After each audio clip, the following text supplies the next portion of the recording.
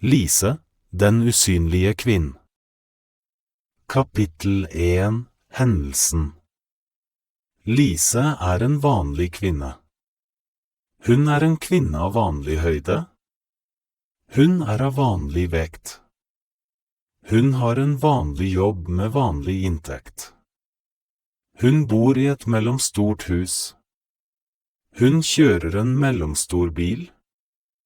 Hun har til og med en mellomstor hund. Lise har et helt vanlig liv. Lise har også et enkelt liv, et liv uten store hendelser. Hun har universitetsutdannelse. Hun bor i Bergen. Hun er administrasjonsassistent for en salgsavdeling. Hun drar ofte veldig sent fra jobb. Hun snakker aldri stygt om firmaet hun jobber for.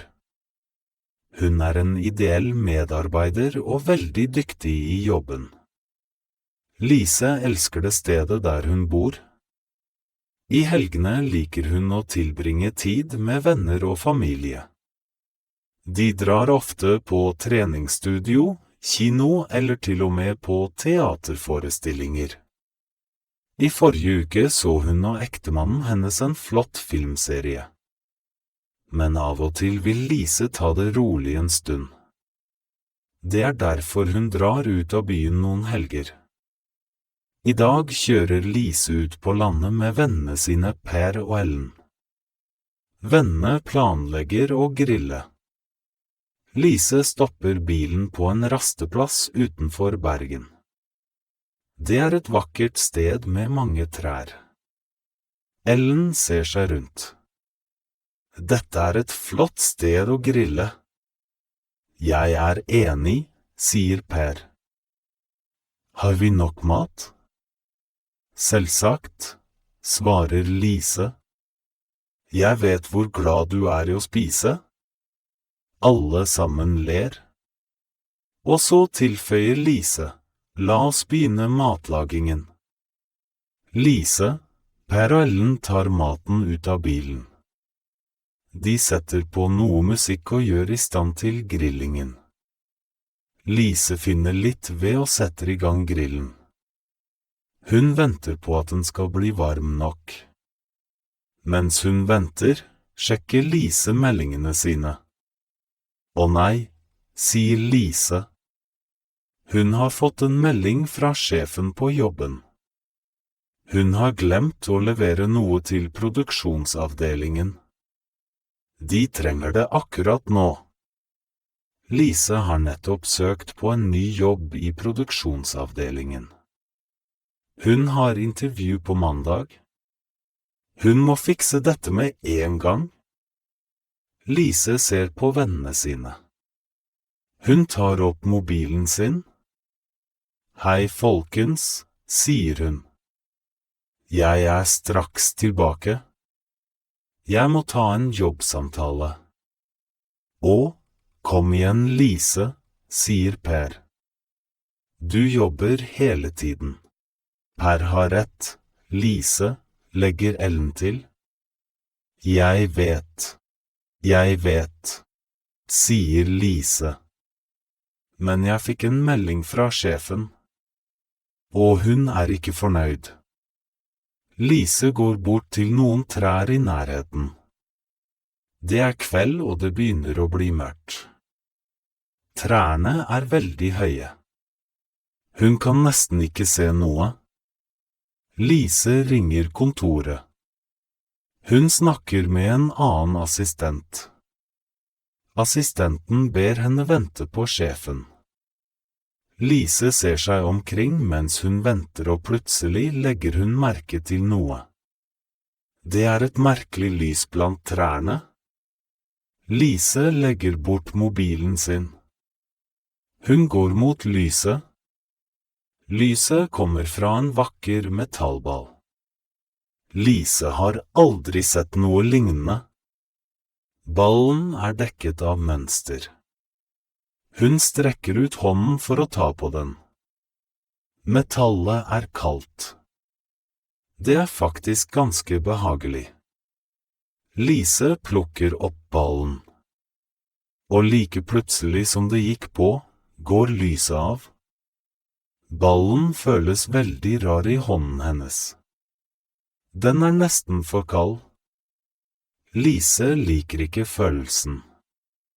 Hun slipper ballen. Så går hun tilbake til grillen. Lise nærmer seg vennene sine. De snakker om henne. Lise burde slå av mobilen i helgene, sier Per. Jeg er enig, legger Ellen til. Det er ikke bra å jobbe så mye. Både kropp og sinn trenger ro. Hun må slappe av nå og da. Lise går helt bort til dem. Snakker dere om meg, og ler hun. Ok. Ok. Nå er jeg klar til å slappe av. Per og Ellen sier ingenting. Per sjekker et problem med grillplassen. Lises venner ignorerer henne fullstendig. De ser ikke på henne engang.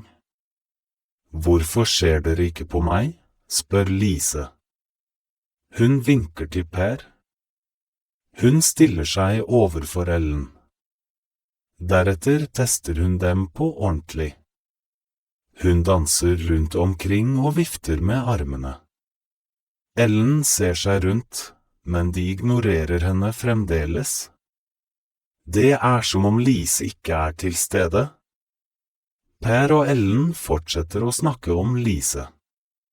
Jeg lurer på hvor hun er blitt av, spør Per. Hun har vært på telefonen lenge. Jeg begynner å bli engstelig. Du vet hvordan hun er, sier Ellen. Hun gjennomgår vel finansiering eller kontrakter eller noe. Hun kommer nok snart tilbake.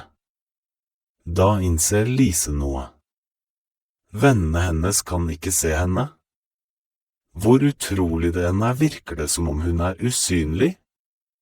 Det er som å være med i en slags TV-serie. Jøss, tenker Lise. Jeg kan ikke tro det. Og så tenker hun, men hvorfor? Plutselig husker Lise den merkelige gjenstanden i skogen. Er det på grunn av lyset, tenker hun. Er jeg usynlig fordi jeg tok på det? Hun er ikke sikker. Lise vet ikke hva hun skal gjøre. Til slutt bestemmer hun seg. Jeg vet ikke hvor lenge dette vil vare, sier hun. Jeg er usynlig. Det må jeg ha det gøy med. Lise ser på vennene sine. Per tar maten av grillen. Ellen setter kalde drikkevarer på bordet. Lise hører på samtalen deres. Jodda, Per, sier Ellen. Lise jobber mye, men det er normalt. Og, du vet, dette er den store sjansen hennes. Hun blir kanskje sjef en dag? Jo, men hun tjener ikke nok, bemerker Per. Det er sant, sier Ellen seg enig i, men lønnen hennes blir bedre. Hun får nok det hun er verdt. Det begynner å gå opp for dem at hun er den beste medarbeideren de har. Hvem vet hva hun kan få til? Ja, hvem vet? Men jeg skulle bare ønske hun kunne slappe av litt mer. Jodda. Jeg også, sier Ellen mens hun fortsetter med matlagingen. Lise er overrasket. Hun visste ikke at vennene hennes hadde så stor respekt for henne. Alt det de sier om henne er så hyggelig. Hun smiler fornøyd. Plutselig forandrer Per tonefall. Men alvorlig talt, sier han. Hvor er Lise? Jeg aner ikke, svarer Ellen. La oss gå og se etter henne. Lises venner slår av musikken. De går bort til skogen. De går rett mot den merkelige gjenstanden. Den ligger på bakken. Per ser den først. Se her, Ellen. Hva er dette for noe? Han bøyer seg ned og plukker den opp. Han begynner å undersøke den. Ellen ser på ham med et merkelig uttrykk. Jeg vet ikke, men jeg ville ikke tatt på den. Per ser forbauset opp på henne. Det har du rett i. Han kaster ballen inn i skogen. Begge to fortsetter å lete etter Lise. Etter en stund går Per og Ellen tilbake til grillstedet. Begge stopper forbauset opp. Lises bil er borte. Per ser på Ellen. Hva er det som skjer her? Er dette en slags spøk? Spør han. Jeg har ikke peiling, svarer Ellen, ikke peiling i det hele tatt. I mellomtiden er Lise på vei tilbake til Bergen. Hun har lyst til å nyte effekten av usynligheten sin. Den beste måten å gjøre det på er ved å gå ute blant folk. Mens hun kjører tar vennene hennes en viktig telefon til politiet. Kapittel 2 Linen. Lise kommer frem til Bergen. Hun parkerer i nærheten av Olav Kyrres gate. Hun går gjennom byen. Det er ingen som ser henne. Hun kan ikke tro det. Hun ler stille for seg selv. Dette er helt fantastisk. Lise lurer på hva hun kan gjøre. Hun lager en liste over alt det som kunne vært gøy i tankene. Hun begynner å le. For første gang i livet er hun ikke vanlig. Lise fortsetter turen sin ned Olav Kyrres gate. Det er mange små butikker der. Det er mange kunder og butikkansatte ute i kveld. Lise går inn i en butikk. Selv om man ikke kan se eller høre henne, er det noen som kan føle henne. Hun må være forsiktig. Hun plukker opp noen sko og en kjole. Hun ser på dem, men legger dem tilbake. Hun liker å være usynlig, men hun vil ikke stjele. Det neste Lise gjør er å gå til en populær restaurant. Det er lang kø for å komme inn. Hun går lett forbi. Hun går rett inn. Dette er gøy, tenker hun. Hun nyter virkelig å være den usynlige kvinnen. Hun blir på restauranten en stund. Så får Lise en idé. Hun kan gå på kontoret. Prosjektlederen hennes jobber i dag. Det vil være morsomt å se hva hun gjør for noe. Særlig hvis hun ikke vet at Lise er til stede. Lise løper i full fart til kontoret. Hun går inn i bygningen. Hun ser på sikkerhetsdisplayet. Dataskjermene er blanke. Sikkerhetskameraene registrerer henne ikke. Hun er trygg. Lise venter et minutt. En annen administrasjonsassistent kommer inn i bygningen. Han skal til det samme kontoret. Hun følger ham inn i heisen. Hun er snart i 7. etasje. Det er på tide å se etter prosjektlederen. Lises leder, Kristina Larsen, er på hovedkontoret. Hun snakker med flere andre prosjektledere. Medarbeiderne våre jobber veldig hardt, sier hun. Vi tilbyr bonus til noen av de ansatte. Enkelte får til og med aksjer. Men de fleste medarbeiderne får bare 1% av fortjenesten. Nå om dagen er ikke det nok. Vi må forandre systemet. Vi må fortsette å bygge opp firmaet vårt. Medarbeiderne våre må tjene mer penger. Lise kan ikke tro det. Kristina Larsen slåss for medarbeiderne sine, tenker hun. Jeg hadde aldri trodd det skulle skje. For eksempel, fortsetter Larsen. Jeg har en medarbeider. Hun heter Lise. Hun har jobbet her i 5 år. Hun legger ned mange timer på jobben. Hun har aldri spurt om lønnsøkning. Hun er en flink medarbeider. Men jeg kan ikke gi Lise mer penger nå. Hvorfor det? Fordi firmafortjenesten er for lav i dette kvartalet. Vi trenger pengene for å holde firmaet åpent. Vi kan ikke fortsette slik. Jøss, sier Lise til seg selv. Prosjektlederen min sier at jeg er en god medarbeider. Foran alle sammen. Det kommer helt sikkert til å hjelpe karrieren min. Og så tenker hun, men det er synd med firmafortjenesten likevel. Men hvordan kan det ha seg? Anton jobber på det store teknologiprosjektet. Jeg antar det vil hjelpe på fortjenesten. Lise vil vite hva som skjer. Og dette er det perfekte tidspunktet for å undersøke. Hun er jo usynlig, tross alt. Hun har adgang til alt.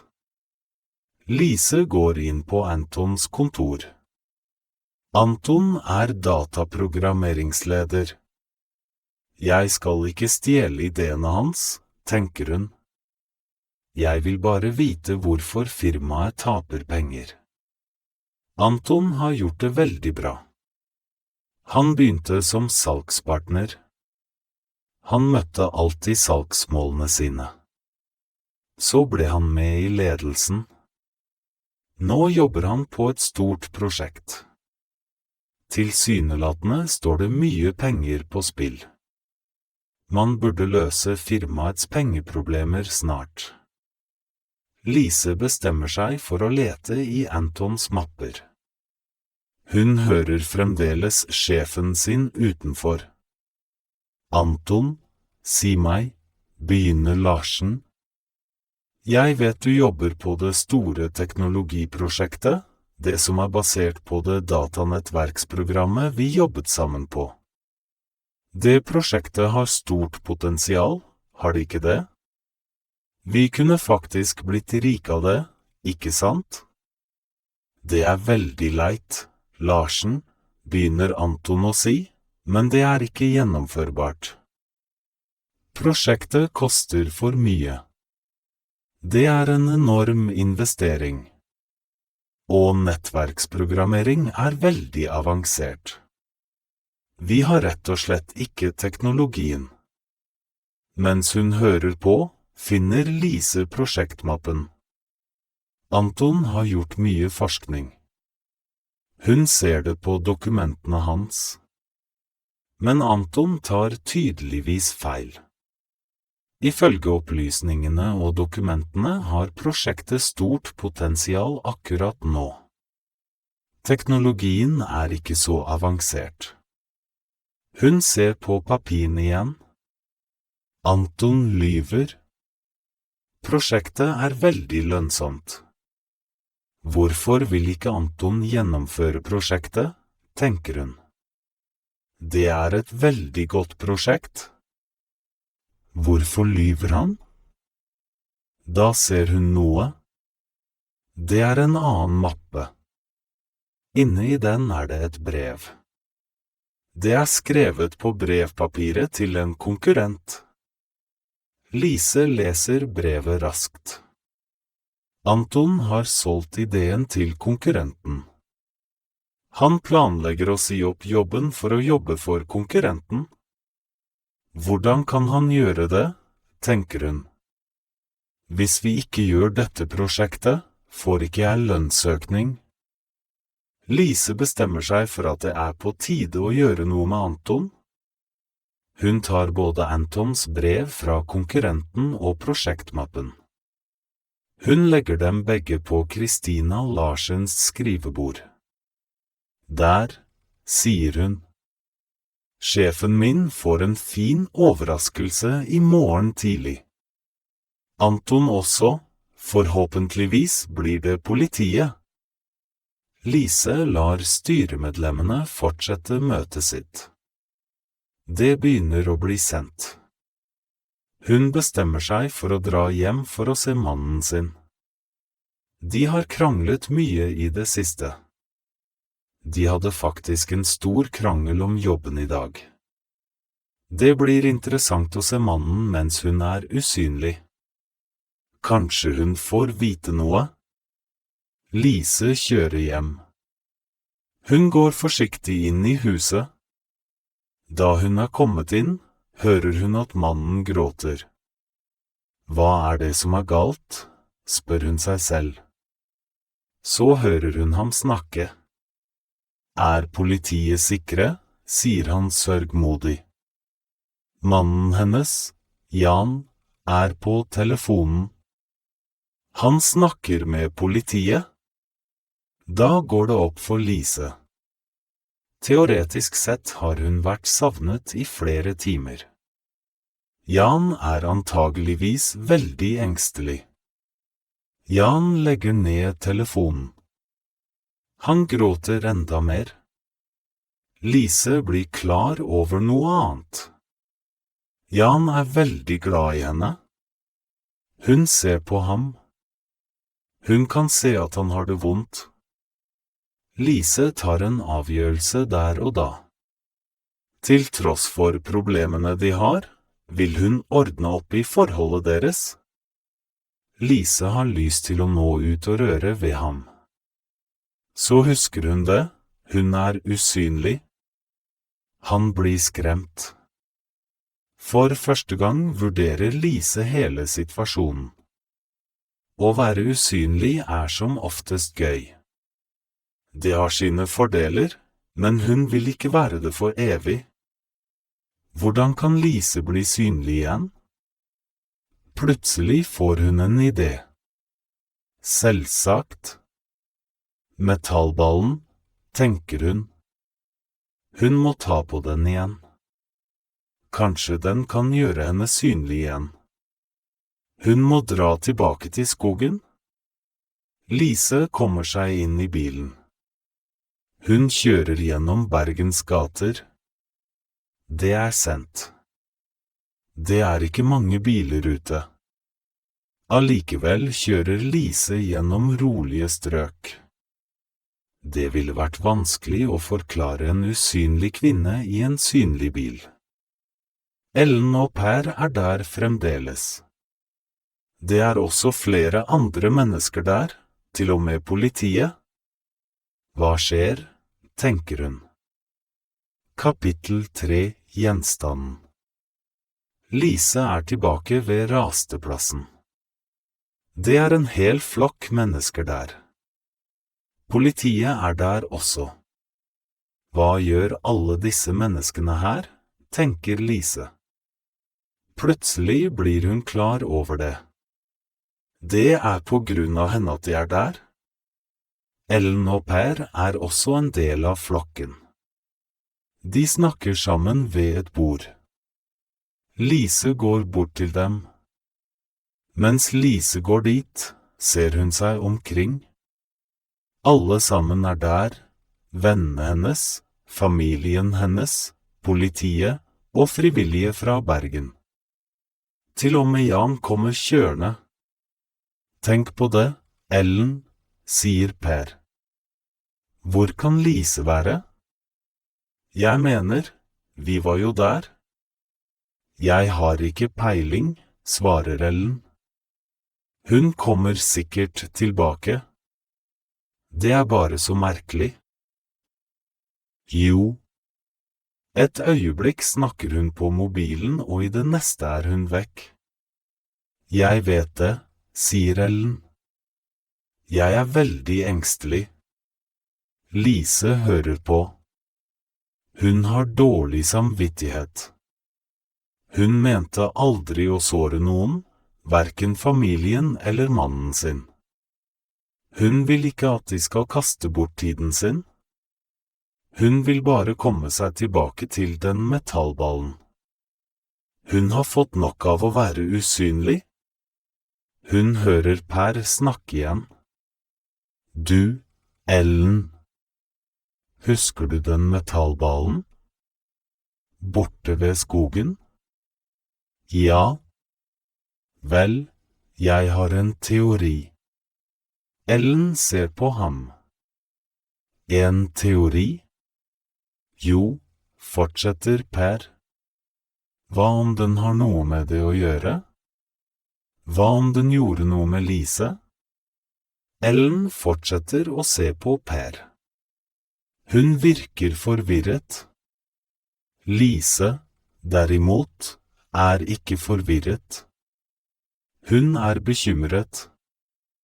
Hun vil ikke at vennene hennes skal vite noe. Hun vil bare ta på ballen og bli synlig igjen. Hun vil ikke forklare. Per ser nærmere på Ellen. Kanskje det er noe spesielt med den ballen? Kanskje Lise ble syk av den? Eller kanskje den til og med tok henne med seg et annet sted? Man vet aldri. Ellen rister på hodet. Du og dine teorier, Per? Så stopper hun opp. Det finnes ingen annen forklaring. Kanskje, bare tenk på det. Lise forsvant i nærheten av den, legger Per til. De ser på hverandre. Da sier Per, kom igjen. La oss gå og se. Endelig er Ellen enig. Ja vel. La oss gå. De to vennene begynner å gå mot trærne. Å nei, tenker Lise. Hva om de tar ballen? Eller gir den til politiet? Lise løper forbi vennene sine. Hun må finne den ballen først. Lise kommer først frem til trærne. Metallballen er borte. Hvor er den, tenker hun. Den må være her et sted. Den kan ikke ha fløyet av gårde. Hun fortsetter letingen. Per og Ellen nærmer seg. Den må være et sted i nærheten. Jeg kastet den bort dit, sier Per og peker mot noen trær. Der har vi det, tenker Lise. Noen har flyttet på den. Hva om de mistet den? Jeg trenger den ballen. Lise løper i den retningen Per peker. Per og Ellen går også bort dit. Plutselig reiser Per seg. Han har metallgjenstand i hånden. Lise ser nøye på gjenstanden. Det er ikke noe lys der i det hele tatt nå. Hun vet ikke hva det betyr. Hun må bare finne en måte å ta på den. Hun vet at den kommer til å gjøre henne synlig. Hei, Ellen. Jeg fant den, roper Per. Ellen løper bort. Og hva er det for noe, spør hun. Jeg har ikke peiling, svarer Per. Den er rund og den er laget av metall. Men jeg vet ikke hva den gjør. Tror du virkelig den gjorde noe med Lise? Jeg tviler på det. Det gir bare ikke mening. Det er bare en metallball. Det var tross alt bare en teori. Per kaster ballen inn i trærne. Lise følger nøye med på den. Kom igjen, sier Ellen mens de går sin vei. La oss sjekke med politiet nå. Kanskje vi burde ringe sykehusene eller… Lise venter til Per og Ellen er dratt. Hun vil ta på ballen. Men hun vil ikke skade vennene sine. Hvis hun plutselig kommer til syne, blir de kanskje vettskremte. Endelig er Per og Ellen gått. Lise går bort til trærne. Hun plukker opp metallballen og tar på den. Til å begynne med føler hun ingenting. Så begynner den merkelige gjenstanden å lyse. Lise begynner å skjelve. Gjenstanden er helt opplyst igjen. Endelig skjer det noe, tenker hun. Plutselig stopper skjelvingen. Metallballen lyser fremdeles. Var det alt? Virket det, lurer Lise på. Hun får svaret sitt ganske raskt. Lise? Lise, hører hun? Er det deg? Det er Ellen og Per. De kan se henne. Hun er blitt synlig. Vennene hennes løper mot henne. Hun har fremdeles lyset i hånden. Å nei, tenker hun. Hun slipper raskt taket på ballen. Den beveger seg sakte inn mellom trærne. Snart kan hun ikke se den mer. Lise, hvor har du vært? Roper Per. Lise snur seg. Så legger Ellen til, og hva var det lyset? Det var så sterkt. Det er sånn vi fant deg. Lise vet ikke hva hun skal si. Det ville blitt vanskelig å fortelle sannheten. Ingen kommer til å tro på henne. En usynlig kvinne? Jaså du? Plutselig hører Lise en annen stemme i flokken. Det er Jan. Han løper bort til Lise. Han gir henne en stor klem og et kyss. Han ser henne inn i øynene og sier, «Hvor var du?» «Jeg har vært så engstelig, Lise er målløs. Jeg var i. Flere stemmer begynner å rope. Det er sjefen hennes og flere andre fra kontoret. Lise kan ikke tro at hun får så mye støtte. Det er så mange mennesker her for å hjelpe henne. Alle sammen står rundt Lise. Alle begynner å snakke samtidig. Vi var så engstelige, gjentar Jan. Hvor gikk du hen, sier Per. Du aner ikke hva som har skjedd på kontoret, sier Kristina Larsen. Lise løfter opp armene. Vær så snill, gi meg litt tid. Folk blir stille. Lise ser seg rundt. Først og fremst må jeg få lov til å takke dere. Tusen takk for all hjelpen. Jeg setter stor pris på all støtten. Og så fortsetter hun, jeg er sikker på at dere lurer på hvor jeg var. Vel, sannheten er. Lise stopper opp. Burde hun virkelig fortelle sannheten? Kommer de til å tro på henne? Kommer de til å tro hun har blitt sprø? Lise begynner på nytt. Sannheten er at jeg gikk meg vill, opplyser hun. Jeg snakker på mobilen, fortsetter Lise. Jeg så ikke etter hvor jeg gikk. Plutselig kunne jeg ikke finne veien tilbake. Hun smiler og sier, igjen, mange takk og god natt. Lise og Jan går bort til bilen hennes. Det er på tide å dra hjem. De går forbi Per og Ellen. Men hva med bilen din? Roper ut. Den forsvant. Vi så det. Og hva med det lyset? Spør Ellen. Hva var det? Og vet du hva, vi så noe der borte. Det var en metallball og. Lise fortsetter å gå. Hun blir kanskje nødt til å forklare ting senere, men ikke nå. Erfaringen med å være usynlig har vært fantastisk. Hun har fått vite at hun har snille venner, en god sjef og en fabelaktig mann. Hun fikk også vite noe annet. Det er flott å ha et helt vanlig liv. Takk for at du fulgte meg hele veien. Abonner på Norwegian Connect for flere lærerike videoer om norsk.